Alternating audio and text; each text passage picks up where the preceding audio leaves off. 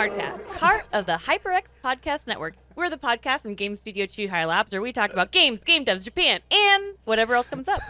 So as always, we're your hosts, Kinsey and Mark. Open yourself up a Chuhai and let's go! Let's go, Nasty Labs Podcast. I heard that right away. Hell yeah. Kinsey, Burke, how are you? Thank you for having me on your show today. How are you today? I am freaking fantastic. What? And you know why? No, I don't. I was going to ask. What? What's going on with you? Because the ID at Xbox Showcase just happened, and it was amazing. I hope you watched it. I watched it. It was pretty amazing. Yeah, that was okay. Well, ID at Xbox. If for those that don't know, Kirsta Golf has been announced. It is going to be on the Xbox, and our teammate Liam Edwards had the lucky opportunity of actually being on their showcase. This is like Nintendo Direct. This is like state of play level of excitement over here. Like we are pretty darn thrilled, and it was really fun to make that trailer, and it was really fun. We were up at his interview was at 2:45 a.m. and it was really, really exciting, and it was really nerve-wracking because so we had everything ready. We had all the lights on and shit, and like fucking he had to be on standby, just standing there for 45 minutes. Like oh my god! And you're gonna go live soon. Yeah, you're gonna go live. So all he can see on his end is what's currently being played and a picture of him. And so he doesn't know. So he like the hosts will talk to him, but he can't see them. Yeah. And you know, like there's nothing. He'll just get a message like, "Okay, you're gonna go on in 10 minutes. Is everything okay?"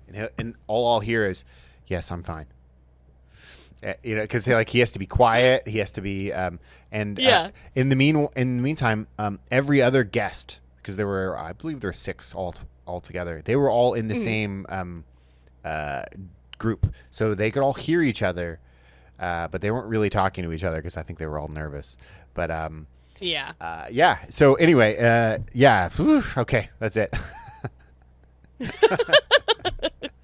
Well, it was a rad showcase. If you didn't see it when it was live, you can go back on ID at Xbox's YouTube channel or on their Twitch channel. They have the VOD of it as well, so you can watch the whole broadcast. And gotta watch Liam's interview because he freaking killed it. He did, yeah. Even though it was 2:30 in the morning. He's a trooper, man. It was great. Yeah.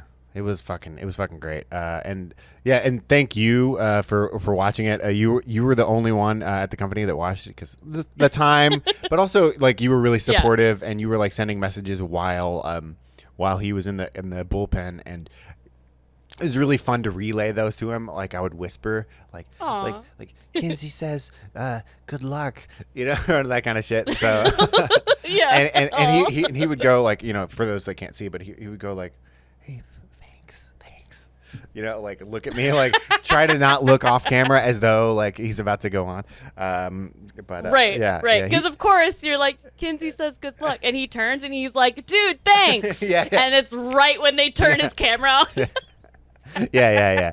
It was super fun, and we're really, really excited about that, and we're excited about the upcoming ones, which are to be up. So, whatever. Shut up. Okay, hey. But they're gonna be fun, yeah. What else have you been up to, Kinsey? What's going on? You. I'm looking behind you, and things are a little different. Can you explain? Yeah, things are a little bit different. Yeah. I don't have my wonderful thing of games and records behind me anymore because they are either gone or packed.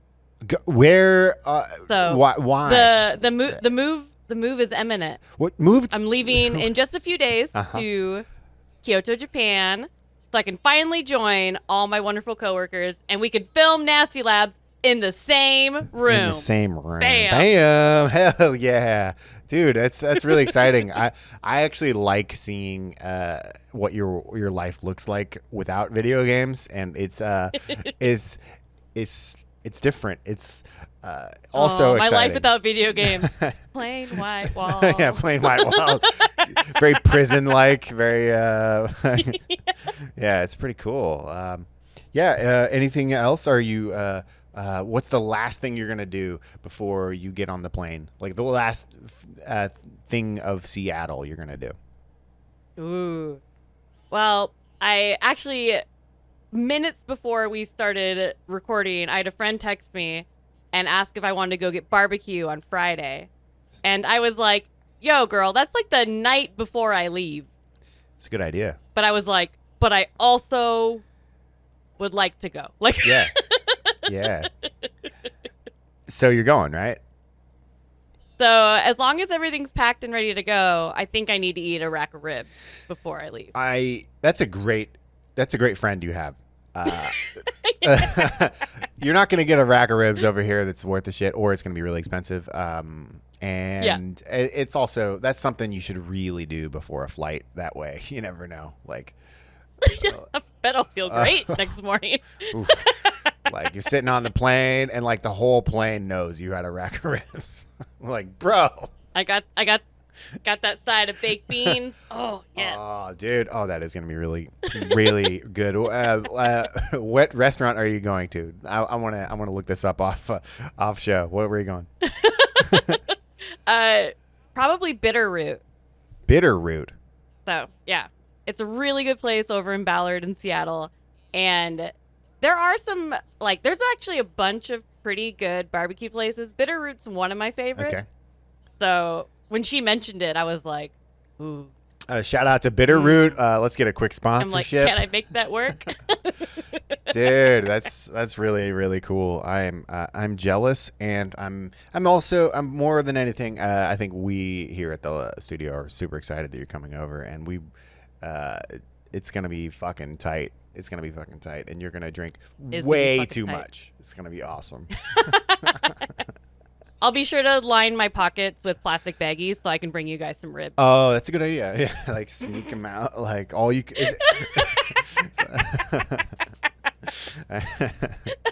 Hell yeah! I love it. It's a good idea. It's a good idea. But boy, do we have a hell of a show lined up for you guys. Because as always, we're starting with What Up, where we talk about what we're playing. Then we slide right into our main topic, which is going to be real fun this time. Then news, and then we'll answer your questions from Discord. So stay tuned. Loop drop incoming. What?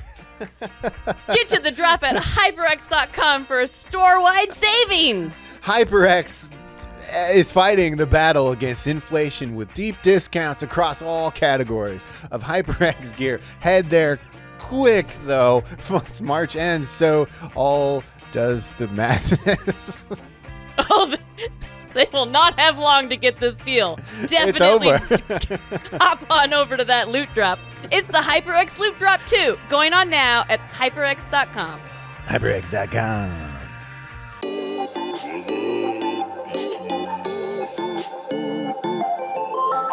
All right, and next up, it's What Up, where we talk about what we're playing. Mark Lentz, what are you playing? Oh shit, Kinsey, I am playing. Well, I played a lot this week. I played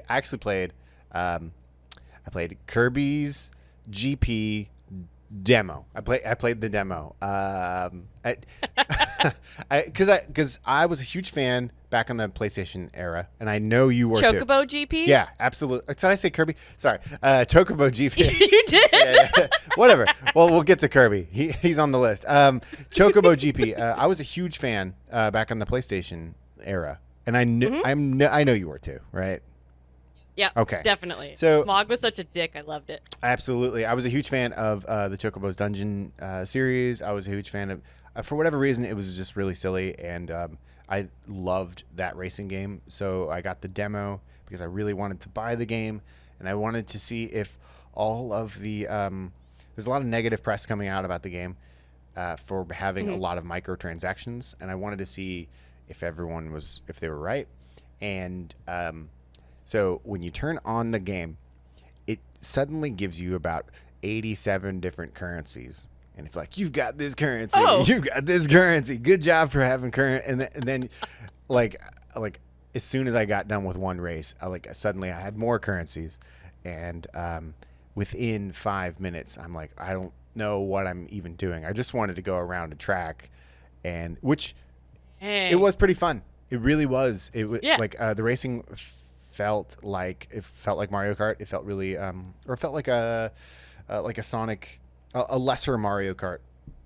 But it's still really, really good. And the music was the Chocobo music. It felt really fun.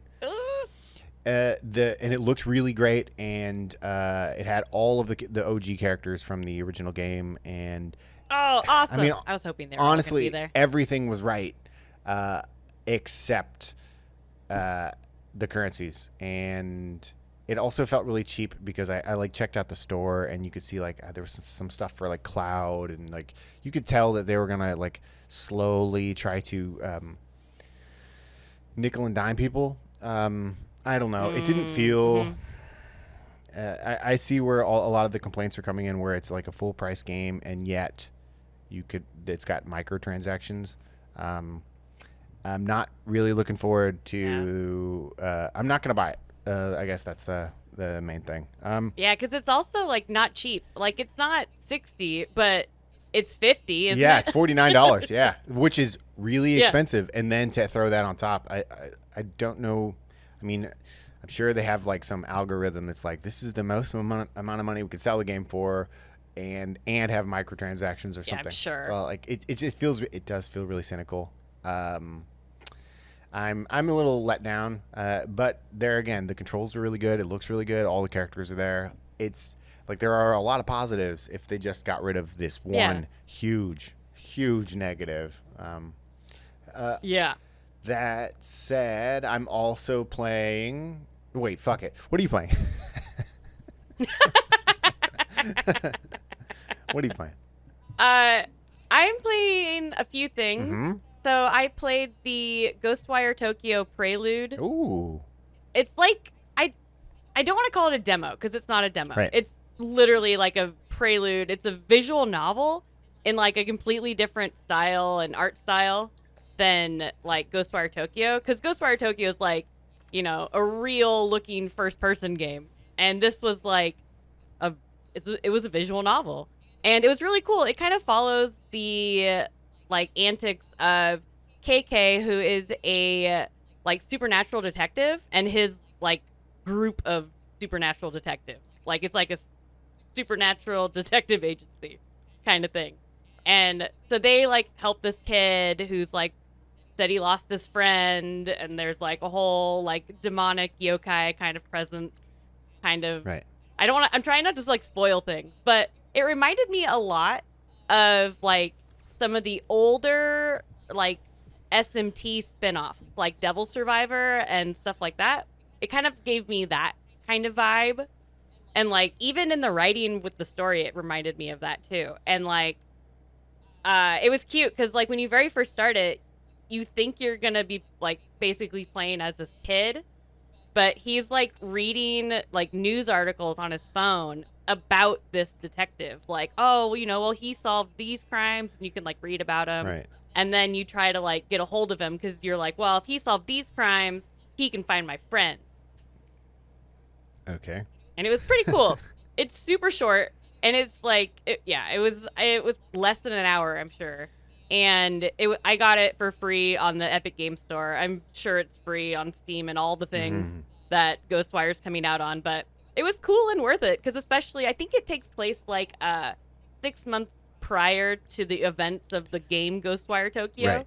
Interesting. So maybe it's a good foundation. And like I haven't played Ghostwire Tokyo at all. So it kind of set the stage, and I'm pretty excited about it. Gotcha. So is this sort of, in a nutshell, this is like a Halo Online version that's trying to get people into playing the Halo Infinite game, more or less? Like here's free content in order to shoehorn you into the... Yeah. Got it. It's just... I do really like the way they did it, because it is like it's a visual novel and not a first person like realistic game. So like the art style is a 180 different. Right. So it's an interesting choice to try to pull someone into your like, you know, AAA first person like supernatural horror game. Yeah. It's an interesting take, but it actually in a weird way made me more interested in the game, just because it had such strong like old like Shin Megami Tensei vibes that I was like, Oh, I was kind of excited about Ghostwire Tokyo, but I think this made me more excited. Right. Even though I'm going to wait on it because it's PS5 and I don't have a PS5. I'm a huge fan of these kinds of. It's a marketing stunt, right? More or less. Yeah. Like, and No, totally. I'm a huge. And it worked. Yeah. Well, maybe. I mean, you haven't bought it yet, but you're at least. It's true. But you're at least thinking about it, and probably more importantly, you're talking about it. Yeah. So, yeah, I look at. So Halo did it. Deltarune did it. We're doing a reverse version of that with Carve with one of our games. Like I think that, yeah, it's like give away the you like give some there's some metaphor where you like give the tool away and they'll come back and farm the blah blah blah, or like, oh, the drug metaphor is the drug metaphor is the first party's free, and like but it is a really cool idea, and it definitely gets people involved, and especially if it's so radically different. There's something really unique about that. I like that a lot. Yeah, I really like that they did that. And then on a completely opposite spectrum of like psychological horror based in Tokyo, right, I'm also playing Tunic. Oh shit! How is that? Yeah, I'm absolutely loving it. So at the ID at Xbox showcase, they announced that it was on Game Pass, like, now. Right. And I was just like, oh shit! Yeah. And I was like, I have to play it. And especially because at this point my Xbox is packed up, so I had a very little window where I was like, I'm gonna play it now. Right. And I played it for like a whole night, and the art is so freaking cute. Like, it kind of reminds me of the Link's Awakening remake. Right. It kind of reminds me of that a little bit. And it's really chill, but it's not like super easy, I guess, in a good way. Because I was a little bit surprised. Like, when I first started playing and you get your first weapon, which is like a stick. Right. Like, I was like, this is going to be fine. And like, my second bad guy encounter, I died. And I was like, oh no. Oh, that's great. And I was like, this fox has got to learn how to dodge. Like, right. So I don't want to say that like it's Dark Soulsy combat, because it's not. But it is that like dodge based combat where like in order to survive you have to like, it's not just a button mash, which is how I went into it, to be honest. Right. Because I mean, it does look like, yeah, you can just press a bunch of times and it'll work out. Like, it does look like that. Yeah. Like, yeah, totally. So how far do you get in it so far? I beat like the first little area. Well, I guess it's like not open world because it has those like barriers you have to like solve puzzles or get a new weapon in order to traverse it. But so I think I did the first part, or at least the first part I walked to. Right. But what I really like about it is it's a lot like the older Zelda games, and it takes a lot of inspiration from like retro games because it doesn't hold your hand. I didn't know where to go. I walked until I found a place I could go to, and I went in, and I was like, I hope I can beat these guys. Right. And I do think I went the right way, though, because I did get a sword. So I probably went the right way. But you can kind of do things in any order that you want to, as long as it's available to you. And the way it kind of leads you along story-wise, I'm really enjoying. You find pages of, like, an instruction booklet, and it has, like, the adorable, like, animation style of, like, an NES instruction booklet. Oh, fuck. And so, like, you slowly, like, learn how to play the game that way. Yeah. You just find pages of the instruction booklet, but it's all written in, like, this indecisive language that you can't read. But you get the gist of what's going on, sure. And you get the gist enough. But you also, that means you kind of have to formulate the lore on your own a little bit. Like, any dialogue boxes I have encountered, for the most part, are all in this, like, random-ass language. Wait, all right, so I know nothing about the game. When you say random-ass language, do you mean this is a Latin alphabet, or this is a different alphabet? Nope. Okay, Yeah, cool. it's its own deal. Got it. So you're not supposed to be able to decipher it at this point. maybe ever. Whoa. I'm not sure. But What? so I've just been fed like little kind of story elements, and I'm like, oh. And now I'm like more interested because it's even more mysterious. Right. I love Really like. this kind. Okay. Everything about this sounds like a game I want to play. It sounds like 3D Dot Heroes. It sounds like Actually, yeah, okay. it is. Which without the depth of field, which is Well, it has the depth of field a little bit. really okay. Like where, like on the edges of the screen, the thing might be blurry Got or it. whatever. It does do that a little bit. Yeah. Well, that got tiring in 3D Dot Heroes, but it's such a great idea. Like it doesn't look like it has the same depth that quite like really really blurry. Not quite as and to the same extent. and it looks like it looks like Zelda Link's Awakening remake, which is one of the greatest games out there.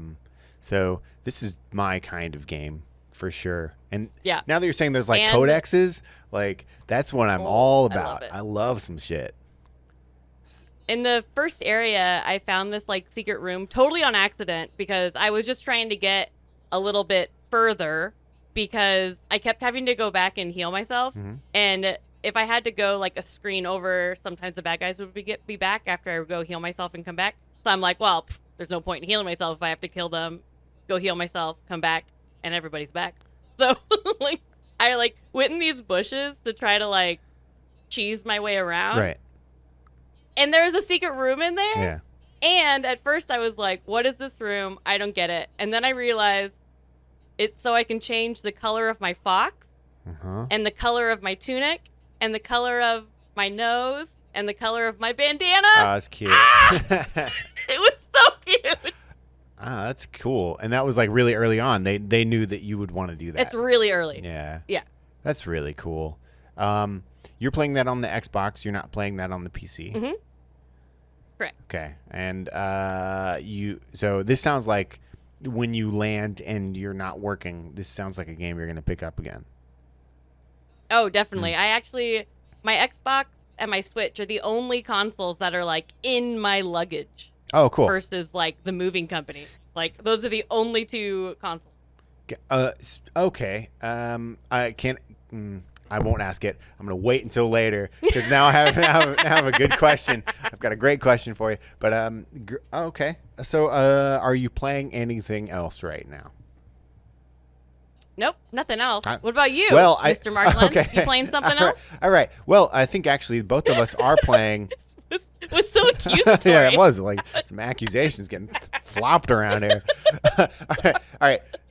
I got two more on the docket. Two more. Shit, this is going to be a long one here. First, let's get this one out of the way. I think we both played the Kirby demo, right? I was going to play it co-op, and then I never did. Okay. Okay, let's just get this out of the way. I think everybody here. Tell me about mouthful mode. Mouthful mode. Ugh, God. I can't. I can't. It's so funny. I think I'm so grateful they did that. I'm so grateful that the localizers like we got away with that. You got to be shitting me. Like, yeah. They definitely. Do you know what it's called in Japanese? I don't know. I'm playing it on the English version. I bet it's pretty similar. But yeah. It is okay. So I played the first every stage that is available in the demo, and I'll be frank, it's very handholdy. It's very it's a Nintendo experience. It's like the Toad. It's like the what's the Toad? Oh, Treasure Tracker. Treasure Tracker. That demo. It's like the demo for Yoshi's Crafted World. It's staggeringly beautiful, but really, really, really easy. And it's really cool that they front load you with all of the cool items. Like right away, you get to you eat a car, and then you're driving along, having a good time. And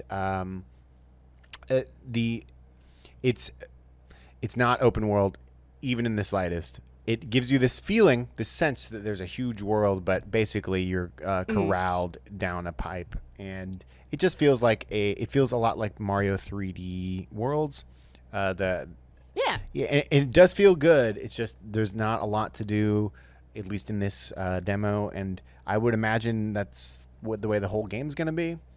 But on the final stage, it like every time I would eat an enemy and then change into them, like within seconds, I would see a new puzzle that was directly related to that previous thing. So the game design is really ingenious because it it knows what you're thinking, but it makes you think that you're making a decision, but really you're just like getting tricked, and you're like, oh, right. like this is a good idea, I'm gonna do this, but really the puzzles are made to make you feel good, and it's like pretty ingenious game design.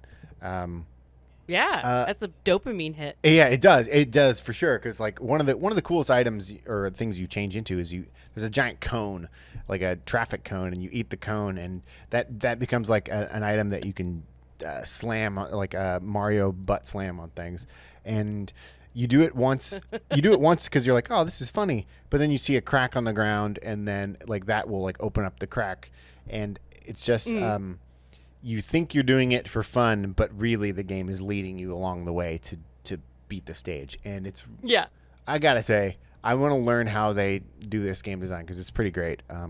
If the game was a little more open world, it would feel better to me, but I do like how crafted the universe is and the experience is. I will buy it, even though I'm complaining about it. So it's this weird thing. And moving on, finally, here at the office, we all have been playing the DLC for Super Mario Kart. That's sweet. Yeah. There's two ways to get it. One, if you have the subscription to Nintendo Online, you get the stages as they come, or you can purchase the stages and you get them forever. I have the subscription, and some other people don't, so they just bought them. So we played the first 8 stages. That's the first DLC pack, and they are all great. They are great. They are phenomenal. There's like a few of them, I think 3 of them, are non-linear. So when you do 2 laps, something you've done before, the stage changes, and the last lap is like reverse. And like so. That's cool. I guess these stages were the ones that were on the phone version, which I didn't play. But the Paris stage is absolutely phenomenal. Makes me kind of want to go and play the phone game a little bit, not a lot. Yeah, not a lot, but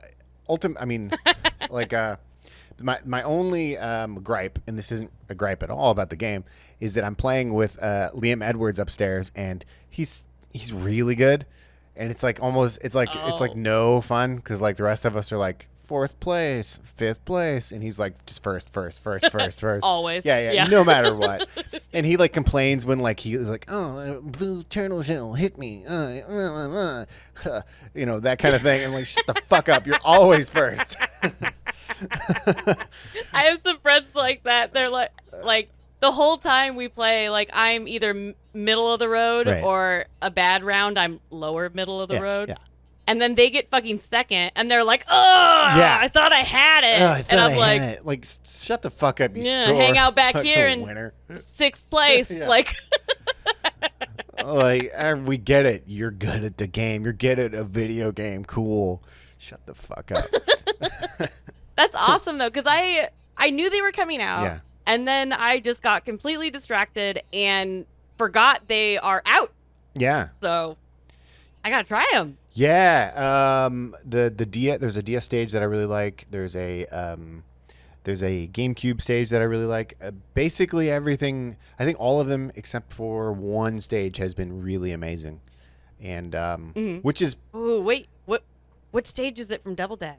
Oh shit! It's the GameCube. I don't know the name of it. It's a Mario circuit. It's sorry, but I think it's called Yoshi. Maybe it's called Yoshi's Circuit. It's a standard like Mario like stage, except it's like on the left hand side is the ocean, and on the right hand side it's like Mario type of stage. Oh, yep, I know exactly what you're talking yeah, about. I've only played it because of the DS version, but it's a really great stage. Like the last part, you like go through the water and there's like crabs. I don't think so. No, there's not. But there might be. I don't know. It's Close enough. close enough. Yeah. No, but yeah. All the stages have been really, really fun. The only one I haven't liked was a Kirby's. I think maybe it wasn't Kirby, but it was a stage from the GBA, which I'm not a big fan of. But that's one stage. Yeah. Like, get out of here. Like, who cares? Yeah, that's pretty good. Yeah. And considering there's 4 more packs of stages coming out, like that's a lot of stages. But I think when all of the stages are out and like you get to go online and play like online head to head again, this is going to be really fun because it'll pull from all of the different like 48 total stages or whatever. So it'll be yeah. Hell yeah. I feel like Nintendo is finally starting to get online good. Like, because now if they have Mario Kart with like all of these stages and a bunch of really awesome redone like retro stages, that's awesome. And they did the same thing now with Mario Party.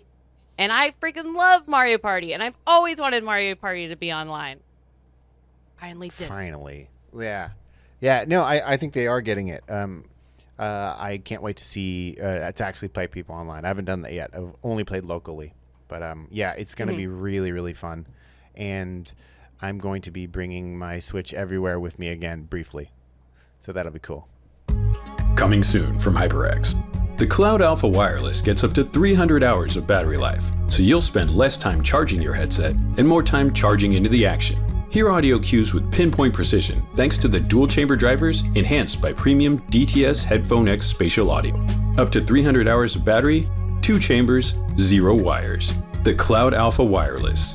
Available soon at HyperX.com, HP.com, Amazon, Best Buy, Micro Center, and more fine retailers. All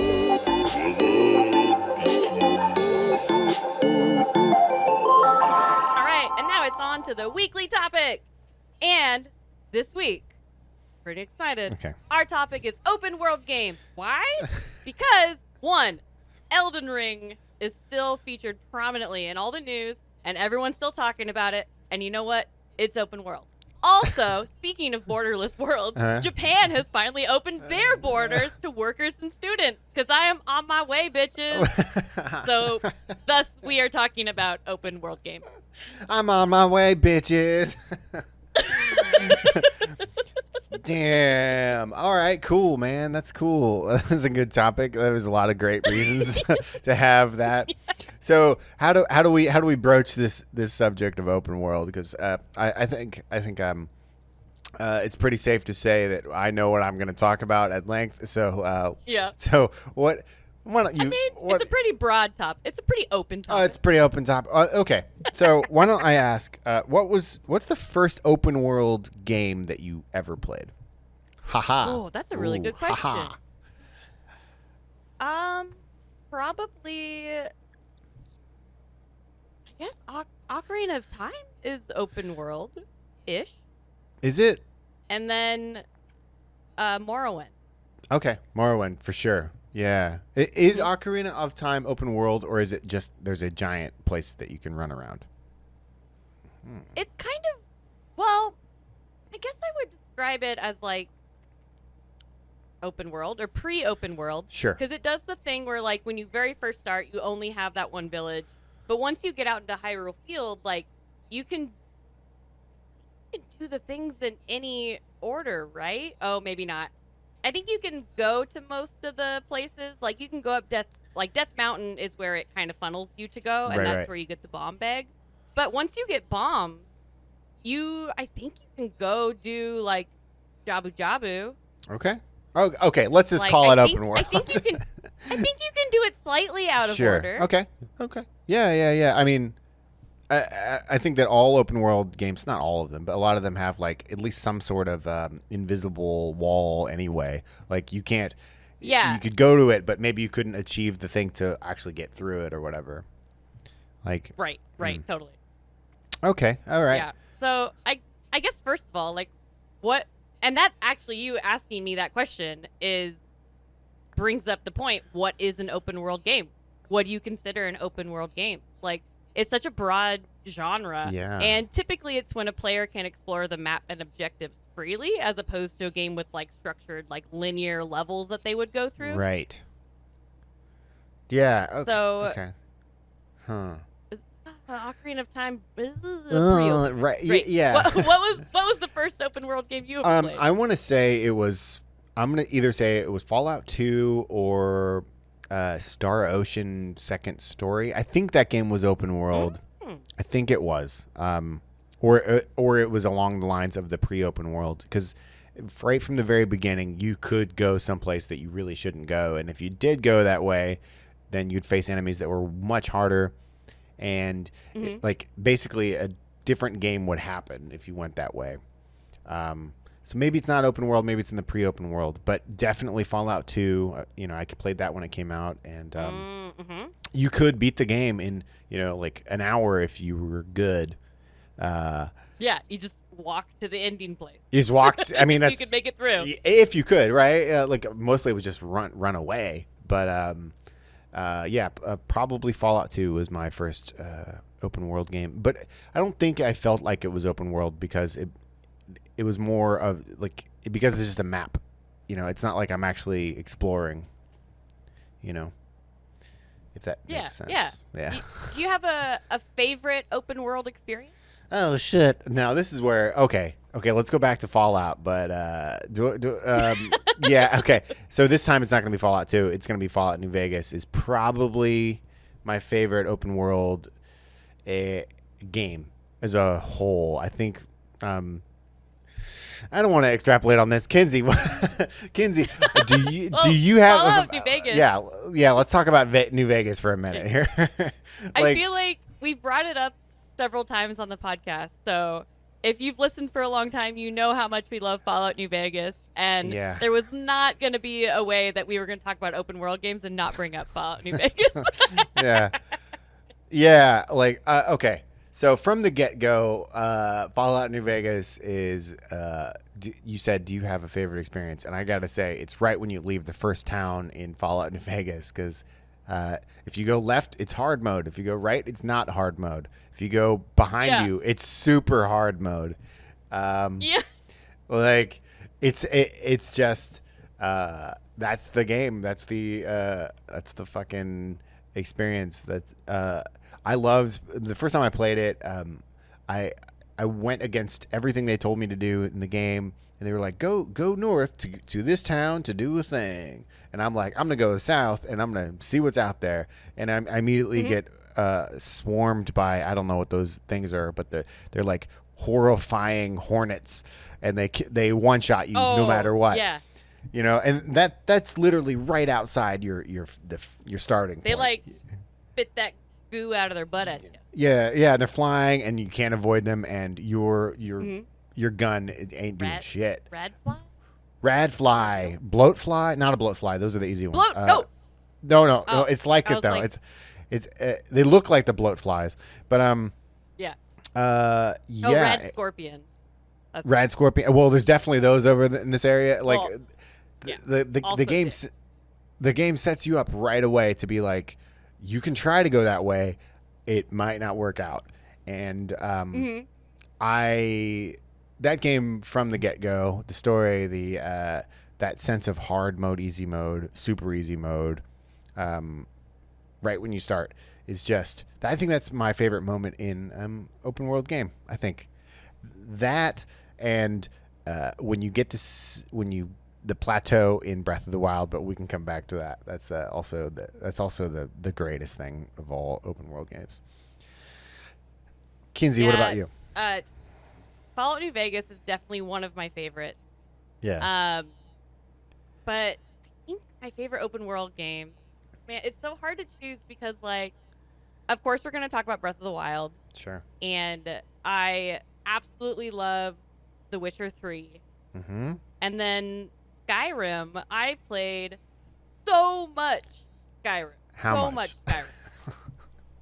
Like hundreds of hours of Skyrim that, like, I remember I was just off doing side shit, and then I was like, oh, I should just like beat the game. I should beat the game, you know? Right. And I was at such a high level at that point that I was like, okay, well, all I have to do to beat it is I have to go up the mountain and to the dragon. Yeah. And I beat it, and I was like, all right, so what was I doing? Oh, yeah, I was in that cave over by the place, and I just, Right. went back to all the side shit that I was doing after I beat it. I was like, all right, now that task is handled, Right. I'm going to go keep doing what I was doing. But as far as, Breath of the Wild and The Witcher are concerned, they're, some of my favorite open-world experiences, but for complete opposite reasons. Okay. Because I feel like The Witcher 3, I loved it for its narrative. Mm-hmm. I absolutely loved it. And, side note, Gwent. Because it has a card game. And most RPGs that have card games, I have a problem. I see. Same thing happened with Pazak, with KOTOR. Same thing happened with Tetramaster in Final Fantasy IX. So Gwent, it was a thing, and I loved it. But so I loved The Witcher for that reason. But Breath of the Wild, I mean, it's honestly super light on narrative. Right, of course. But I liked the exploration of Breath of the Wild so much. I feel like I've played purely exploration games. Yeah. But Breath of the Wild is still my favorite exploration open world. It's just such a beautiful world, and there's always really cool things to find. And I remember the first time I saw the dragon, Yeah. and I just looked in awe. I think when I saw it too, it wasn't I looked up at it. I was up on the mountainside. So I looked down at it when it was going in through the cavern. Right. And I was just oh shit! Can I ride it? Right. Can I get on that dragon? So Breath of the Wild was just such an amazing experience. Yeah, sure, man. Absolutely. For the plateau, I always go back to that of and I've said this on a previous podcast as well, but I think it's really important. Is I played the plateau a certain way. And I knew how to do it because I've played enough video games that it kind of, you get the speak the language of video games. But my cousin who hadn't played video games in 15 years, I gave her my Switch and I watched her play it, and it took her 10 hours to beat the plateau. It took her a long time. But she really, really enjoyed it. But she approached it in an entirely different way. For those that don't know, when Link enters into a cold area, he takes cold damage unless he's got winter clothes.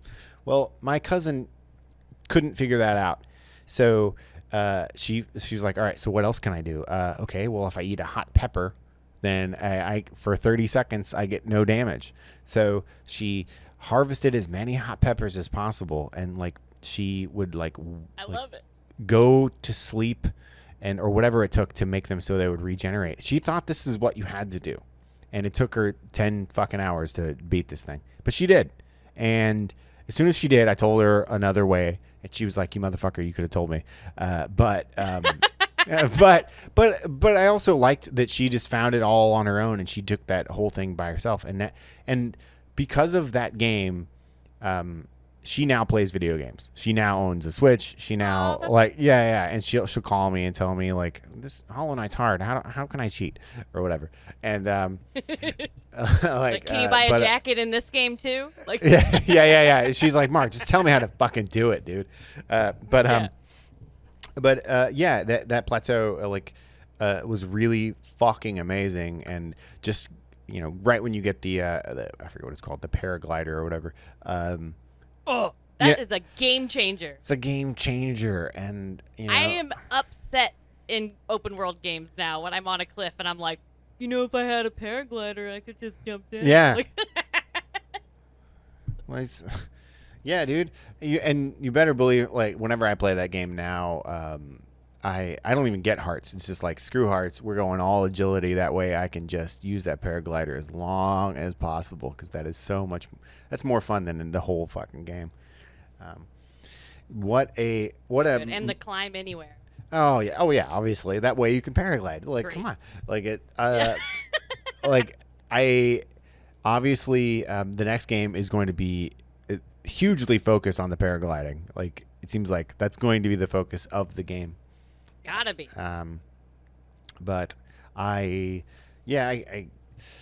probably beat that game like 5 or 6 times. I'm really, really, really like it. I'm gonna replay the game next week. I'm from start to finish. Oh, nice. I'm gonna look up maybe if anybody knows this. I'm gonna look up like a new way to if there's any like self challenges that I should do like play the game like this for a fun experience kind of thing. Instead of just like playing the master mode or whatever, the master quest. Yeah.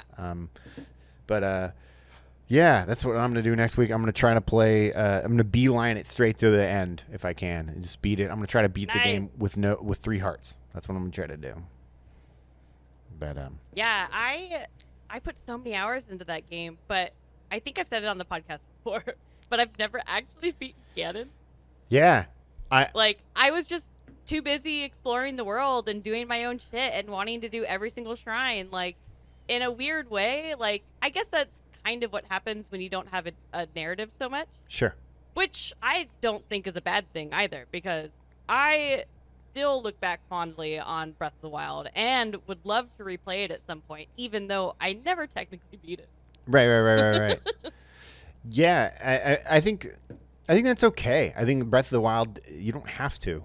And I know we've talked about this on the podcast, but that's okay. This is something worth talking about because the game gives you so much. You don't have to beat it. And what do you get when you don't get shit when you beat the game anyway? It's not like there's a new game plus. Like it's I've beat Ganon many times in my life. Yeah, like I don't know. Different game. It's hard and then it's not hard. That's the game. You know, like I don't know. The fun part is actually like exploring and finding all of those bizarre things in the world. I don't look things up about that game. I still don't know what those giant fucking statues are in the desert. I don't know what those are. I haven't beaten that fucking thing. I know I have to take magnets around or something. I don't know. And I'm not going to look it up. So don't ever tell me. But also I won't. Also, they're really insignificant. I know that because that's the way the game works. Like everything is kind of really insignificant and not important. But it's all about the discovery. Yeah, that insignificant in the sense of to the story. It doesn't. It's more like self lore. Like you have to figure it out yourself, and you have to kind of put a story to your head, like why this would exist. Yeah. Good game. Good fucking game. Good game. Yeah, good game, bro. And I also really enjoy open world games that represent real life places. So that would be, like your Grand Theft Autos, your Yakuza, but when I played Yakuza Like a Dragon, that's based in mostly Yokohama. And they did such a good job bringing that to life. Even if you look at the bar district in Yakuza Like a Dragon and then you go on Google Street View, right, they're specifically that location is very, very good. And then and I've never been to Yokohama, so it didn't have quite the same feeling, but when in the game when I had to go down south to Osaka, and it's all based in Dotonbori, and it was awesome because I their map is so good that I was just yes, I've been here before. Yeah. And I know a lot of people had that feeling as well in Grand Theft Auto. Their map of LA was really good. Yes, having played GTA for the first time recently, GTA 5. Driving around LA was wow, this is really a fucking LA. This is so cool. And even more so, I played what's that? A game oh darn it, another Rockstar game, the Noir, LA Noir. LA Noir, yeah. Yeah, so I mean that is literally LA. It was so. Yeah, LA Noir is cool. It's a very, very. I wish there was more to the game, but I did love driving around to to places that I know, and then driving to oh, this is where the Comedy Store would be in 30 years of this story. Yeah. but or whatever. Like this is like really cool to like drive on Sunset and blah blah blah. You know, like I really like those in open world games for sure. That's a good point. I hadn't thought of that. Yeah, I like that feeling as well. And then there's also so we love open world games. We Right. get it. We love them. There's also the downfall of open world games. Uh-oh. And for me, anyways, I definitely felt this when I played Assassin's Creed Odyssey, and like just because that's the last one I can think of that really I was victim to this. But like, Right. I love that game. Right. I still love it. Like I remember playing that game so fondly, but Yeah. I didn't beat it because I got to a point where I had so many question marks or so many undiscovered locations that I was like, well, I can't beat the game without doing all the things. I got to do all the things. So I was just like going on my boat from like Greek island to Greek island just to be Right. like, all right, so there's a question mark over there. We gotta go. We just gotta go look. We just gotta do it. Like, So are you saying that the downfall of open world games is that you have a compulsion to just do everything? yes. Okay, all right. It's like, is open world ever? Is it like? I mean, that's an honest question. Like, is it ever too big? And I feel like occasionally it kind of feels like it, especially when your map is littered with map markers of question marks and all these things. Like, it can be a little bit daunting and overwhelming. Yeah. I do like that Breath of the Wild was big and I had that like sense of discovery, but it didn't really have that kind of same kind of thing that a lot of open world games have, where they start littering your map with map markers. Yeah. Million. That part's great. Like, because I do have that compulsion a little bit to, like, if you say it's on there, I'm going to go do it. And it doesn't do that whereas Breath of the Wild has, like, for people that really want to get all the Korok seeds, go off and find them. That's all you. But for people that don't care, I'm one of the people that don't care, because it's not on my map. I won't get it. It's fine. It's like, all right, cool. Thank you for not putting it on the map for me. Like that makes my life like my sense of I can go actually play the game instead of just collecting things. Although, whenever you upgrade your shit with the Korok seeds and the guy, he's like, with his maracas, I like worth that. it every time. I'm not saying, I'm not saying I don't like that Yeah, I part. know. That part's cool. I just like, after I don't know however many upgrades you get, you don't really need any more. I don't need to have, I don't know, 20 of anything. Like you need 10 and you're good. Like, it's fine.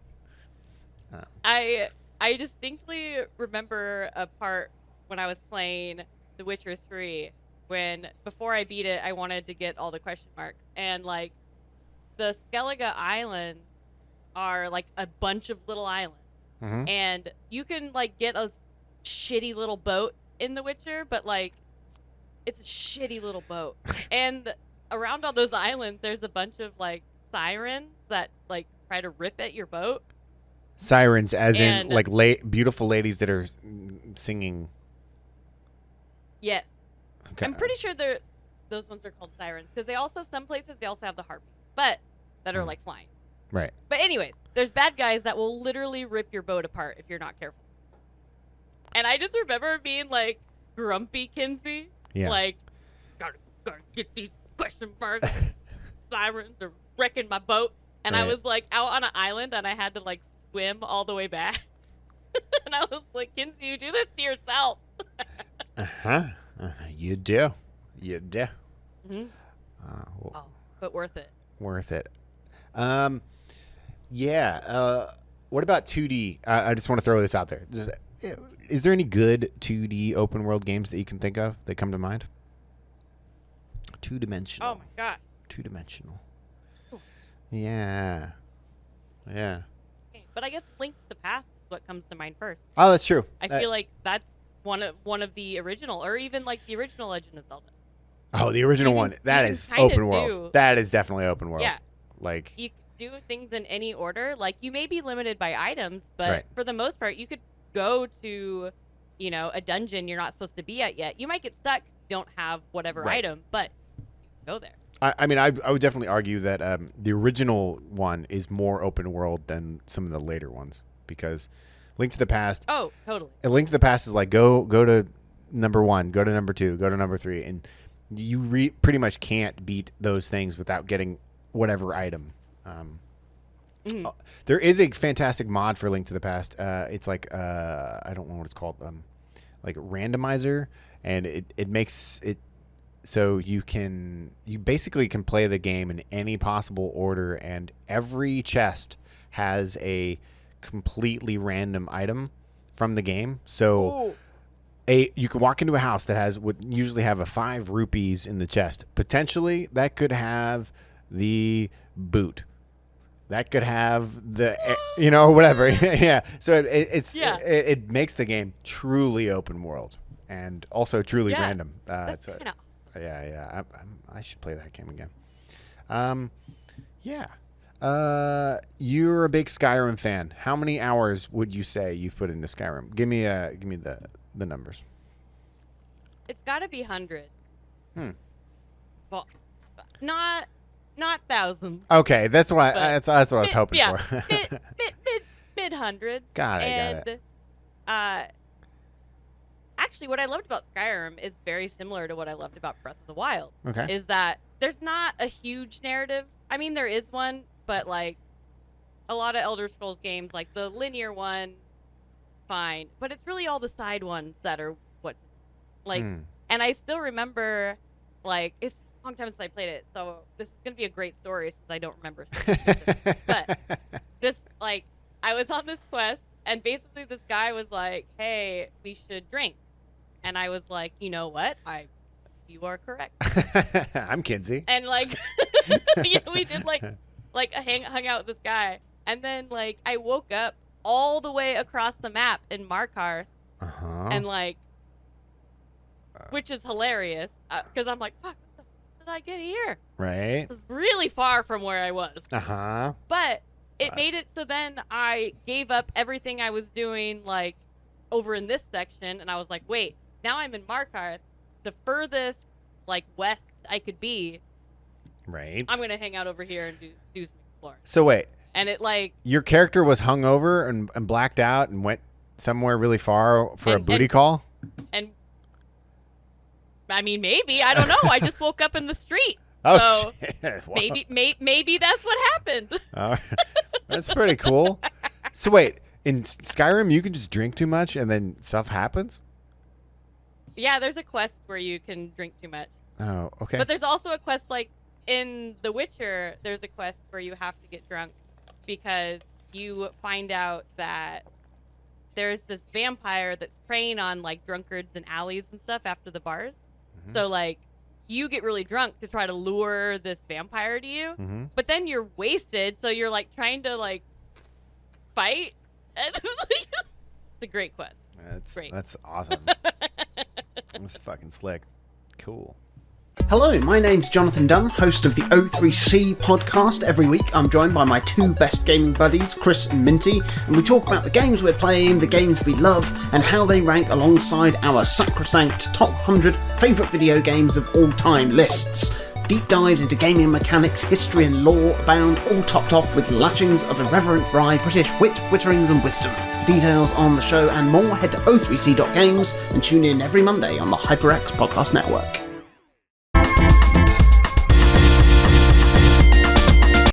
All right, and now it's time for the news. News. And boy, do we got some news. Wow. Kinsey, what's on the Wow. what's on the fucking news? So first, the itch.io bundle for Ukraine just ended last week, and it's a bundle of over 900 games, all for a minimum donation of $10, and that's a lot of indie games. So we thought it would be great to kind of just pick out a few and go through it, because maybe you bought it and you're a little overwhelmed that you're like, holy shit, now I bought like 1,000 games. What do I play? Yeah. I mean, first let's talk about what a raging success this thing was. Yeah. So it started off with a $3 million goal, and it smashed that. And then they every time it smashed it, they added on $1 million. And then apparently 6 million is as high as itch.io can go. So they went to 6 million, and they basically doubled their initial goal in. I mean, they smashed the first goal in the first day, like $3 million. And the fact that there's 900 games on it, fantastic. Like a big shout out to Brandon Sheffield, one of our buddies here. Brandon organized the whole thing, and like I know it must have been a huge effort to get 900 games to make sure they're good games, make sure they're games that people would actually like. Darn good job, Brandon Sheffield. Huge shout out to you. You're doing a lot of great. So yeah, what are some games? Hit it. So first of all, A Short Hike is on there, and it is one of my favorite indie games of the last few years. I super enjoyed it. The music is absolutely fantastic. Like, I have A Short Hike music in my like focus mix that I use sometimes at work. So A Short Hike's in there. It's wonderful. I loved Baba Is You, a super fun puzzle game that made me feel like I was an idiot. Right. Wander Song and Celeste are obviously fantastic. I've sunk a ton of hours into Towerfall with friends, and I believe this bundle had Towerfall Ascension and the other one as well. It has multiple Towerfalls. And then going through it, there were also a few that I haven't played but looked really cool to me. So those ones are, oh gosh, why did I pick the one that I don't know how to say first? Gnog. Gnog. Oh, right. Gnog. Yeah. But it's a playful puzzle game about experiencing like and exploring monstrous virtual toys, which sounds a little crazy. Like the art style is really playful and cool and colorful. But it also has VR support, and I was like, wait, what? Because it looks awesome. And hell yeah. It looks so awesome. And then I also really want to play Backbone, which is a post-noir narrative about a raccoon private eye exploring dystopian Vancouver and the storyline that goes along with that, which sounds really great. Yeah, that does look really cool. And I mean, that's relatively recent game. That's a Raw Fury title, I think, too. Like that's I believe so. Big ups to like a lot of these games that are under publishers as well, because like that's that affects people's like way of life. Like they have to give up potential sales to help out. So that's really, really cool that some of these games are doing that. Yeah, definitely. There's a few Devolver titles on there. I saw Minute and Minute Racer is on there, and I loved Minute.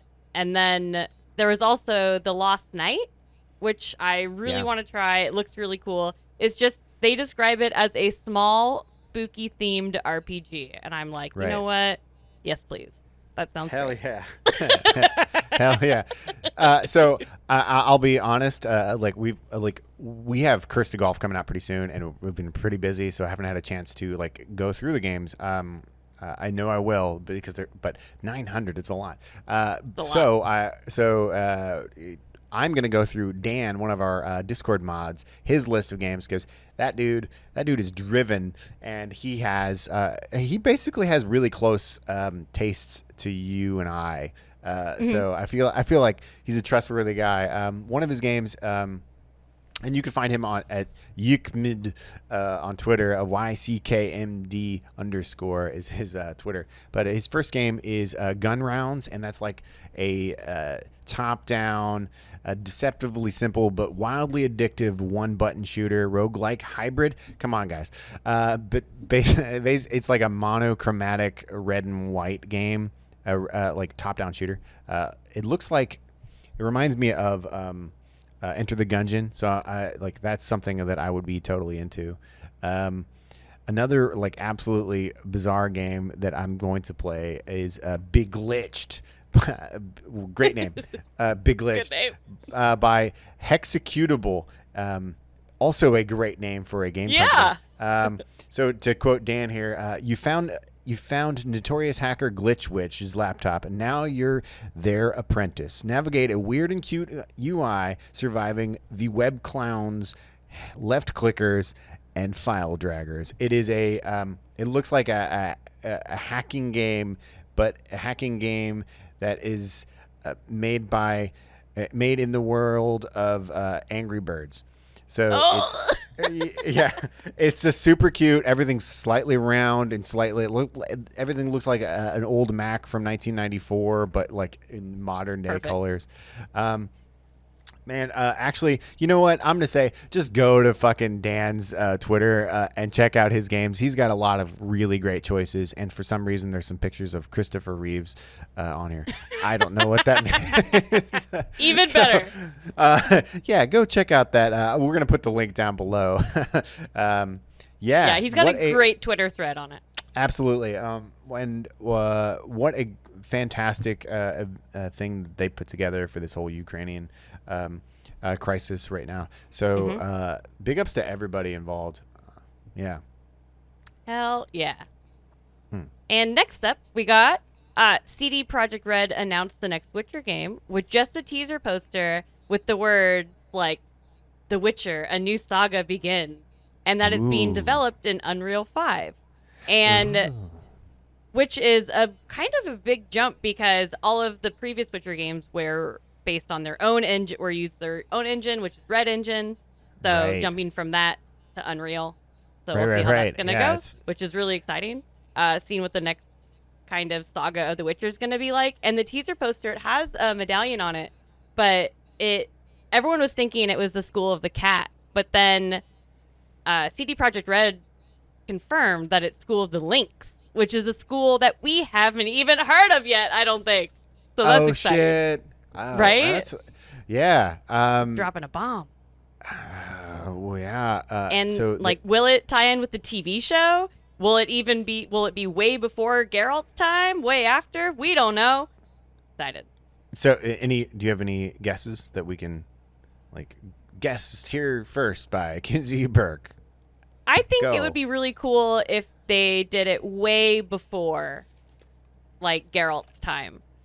If they weren't going to include the characters everyone knows and loves, just go way before to maybe because Geralt is at the kind of end of the Witcher's timeline ish, right? Where Witchers are all dying out. There's not that many left. What if it was the beginning? How did the Witchers even begin when it's we mutate them with all these herbs and most of the kids die from it? Ooh. Who was the first one to be hey, this is what's gonna work? I think that's where it'd be really interesting.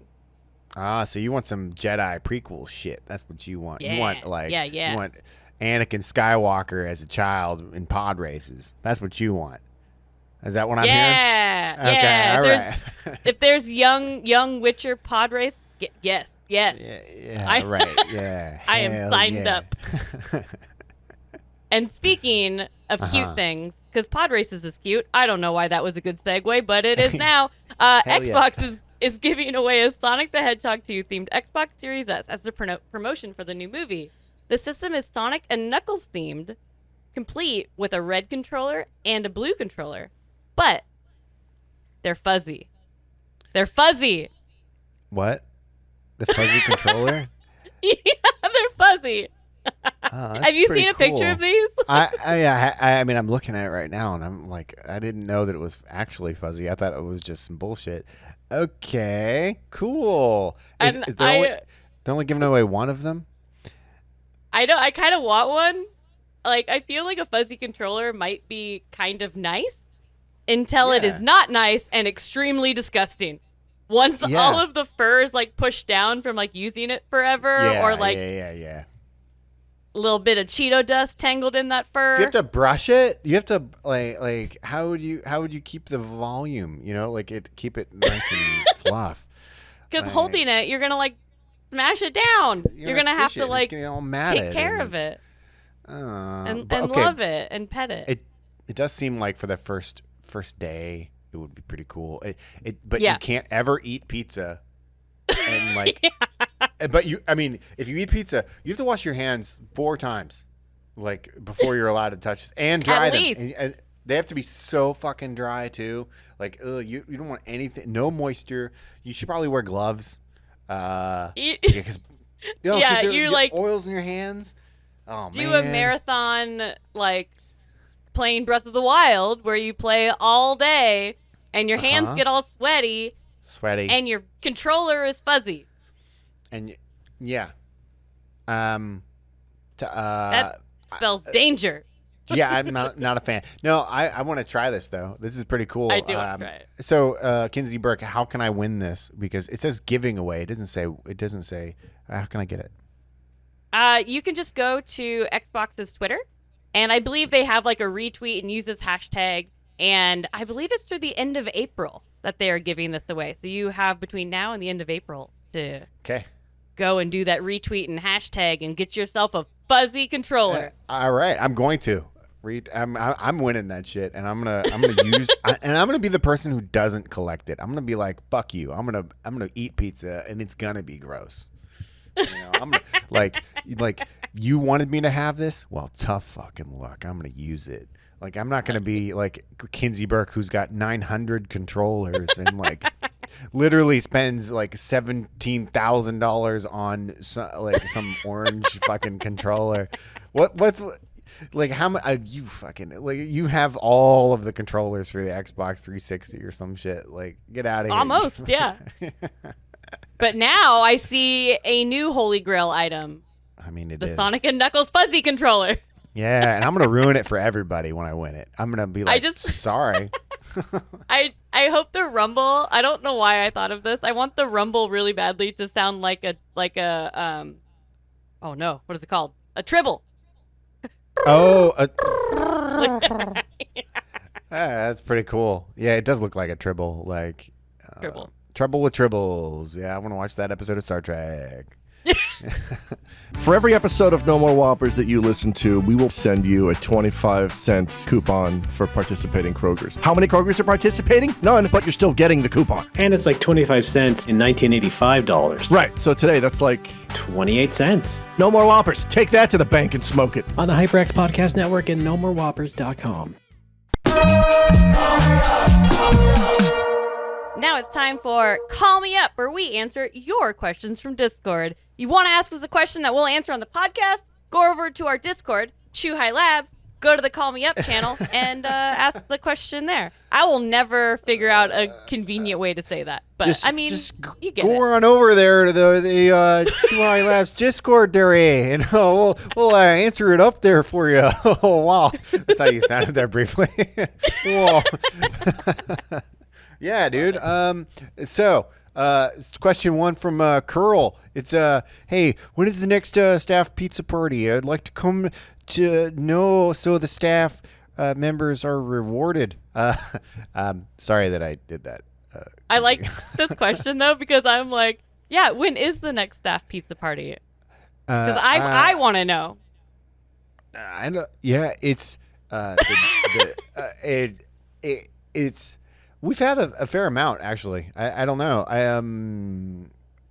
I don't know, Curl. It's going to be the weekend after Kinsey arrives, all right? That's when it's going to be. We're going to have a fucking crazy... Yeah, dude. It's going to be banking dope. on that pizza. Yeah, dude. Domino's, here we go. Yeah. And our next question.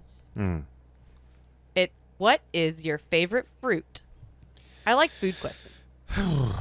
Shabadoo. Kinsey, do you have yours locked and ready to go? What's up? My favorite fruit is a guava. Oh. I hope guava is a fruit. Yeah, it's not going to be a legume like guava bean. Guava beans. Yeah, guava's pretty good. Is it like your actual favorite? You're ever like, fuck, I need a guava, dude? Is that where you're... I like guava flavored things a lot, and I have had fresh guava, but one time I went to Hawaii and I went to a guava plantation and I was like, oh my gosh, this is the best day of my life, and I ate tons of guavas and then I got real sick. Oh, nice. Good story. Worth it. That's cool. Just but at least you were sick in Hawaii. Like, if you're gonna have diarrhea, let's have it in Hawaii. That's a pretty good place to do it. I'm gonna petition Hawaii to change that to be their slogan. If you're gonna have diarrhea, have it here. Well, do you have a favorite fruit? I didn't like. I thought mango was fine.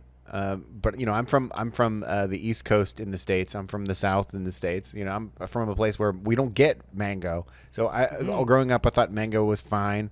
And then when I went to similar to you, when I went to Taiwan, I had fresh mango for the first time. And then I had really horrible diarrhea, and no, that didn't actually happen. No, but I had mango, and I'm like, oh yeah, this fucking rules. And I changed my fresh mango juiced right in front of you on the street. Hell yeah! So that's mango. That's mine. Yeah, good shit. Next question. Y'all have seen cyberpunk stuff around. Maybe you've seen Blade Runner or played Shadowrun as a wee lad. My question is, if you were an NPC/rando in a NPC/rando, I really like that. In a cyberpunk game, what advanced prosthetic would you have? Not want to have. What would you actually have? Be real. Ooh, this is so I definitely played Shadowrun. I have not played Cyberpunk. And I would have the ability to zoom in with my eyesight, and which is to be able to zoom into a building that's 2 kilometers away. It comes with some downfalls, unfortunately, because of the prosthetics. It makes your face vibrate slowly, and I forget what it.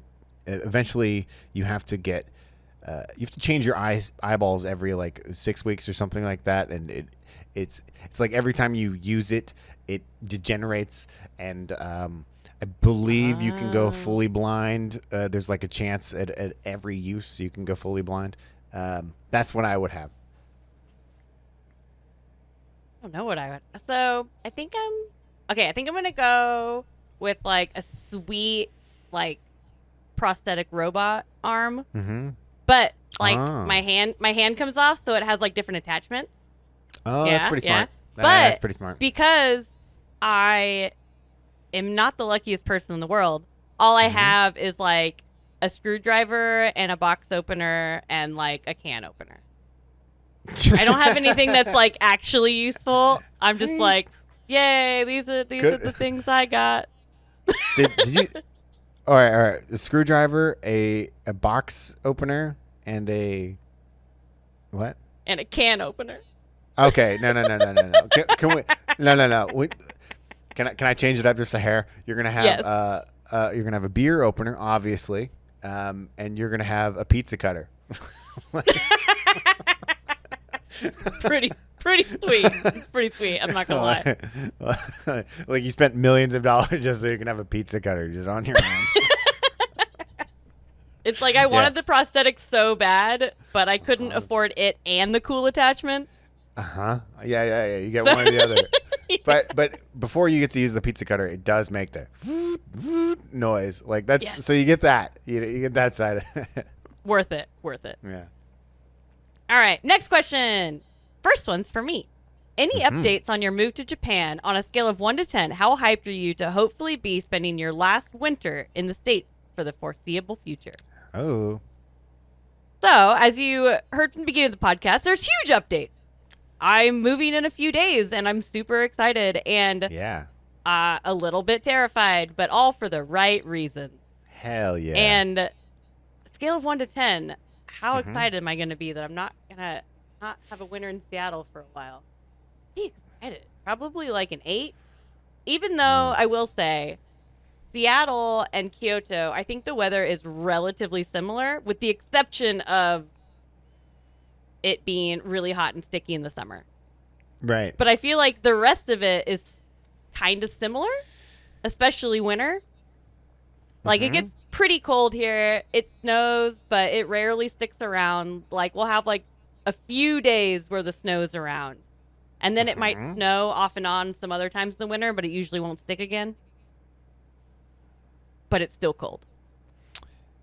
Well, I don't think this person knows what a winter in Seattle is like compared to a winter here, because winter here sucks. That's fair. That's Like- fair. I think like, they're it's pretty similar, cold. but I'm Yeah. a little worried about the summer. I was Yeah. talking about it with some people on Discord, but our Discord's mostly dudes. And I was Yeah. like, my goal, I have 3 months to find the best waterproof eyeliner in Japan, or sweatproof. I guess I shouldn't say waterproof. I should say sweatproof. Oh, yeah. That's going to be... oof. Yeah, dude. Oof. That's Ooh, my goal. I don't know what that's like. I just... Like you're talking about like I want to be able to look good all the time, and meanwhile I'm just like I just don't want to stink. Like like it's so tough just on that front, man. Order a bunch of deodorant. I don't know if you have the American smells. I've heard this before. Yeah. But please order for yourself, like for your self comfort, man. And I'm just trying to not fucking stink. But I love it. I'm right. Next question is for you. Okay. All right. This one's for me. For Mark, when is Nice Legs dropping a new album EP? My partner and I have been listening to Kinsey EP nonstop. For those that don't know, Nice Legs is my long-running band that we started in Korea and we moved here. I don't know. I don't know when we're gonna drop the new one. We have a couple of new songs coming out. And first of all, thank you for saying that. That was really, really nice. So I'm gonna. You're listening to the Kinsey EP. I'm gonna send you a tape. Send me your address, and I'll send you one. We've got a few left, so you get one. Thank you for saying that. It really means a lot. I can't say that I just finished my my new EP, my solo EP last night, so that's not the same. But I did just finish it. Yeah, I did just finish it, and I'm pretty stoked. And I'm gonna be reaching out to labels here shortly. I think I'm gonna get it printed on vinyl. Don't know. It's pretty good. It's not the same kind. It's my band is like dark pop and like nice. My shit's all fucked up and weird. But thank you for saying that. That means a lot, man. You definitely get the tape and some other stuff. So free for you. So for all future listeners, all you have to do is say how you like my band, and I'll mail you something.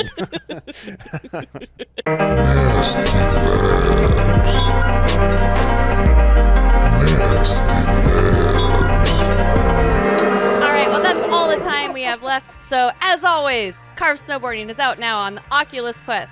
Halloween Forever is on the Switch eShop, and you can wishlist Curse to Golf right now on Steam. So thank you so much for listening. Mark, where can people find you on the internet? You can find me on twitter.com/thehenrydemos. That's where I talk about games. Where can we find you? You can find me at Kinzilla, Kinszilla, on all the things. And, of course, follow Chuhai Labs at Chuhai Labs on all the things. And, as always, a big thanks to the HyperX Podcast Network. And thanks to all of you for listening. We'll see you in 2 weeks. Bye.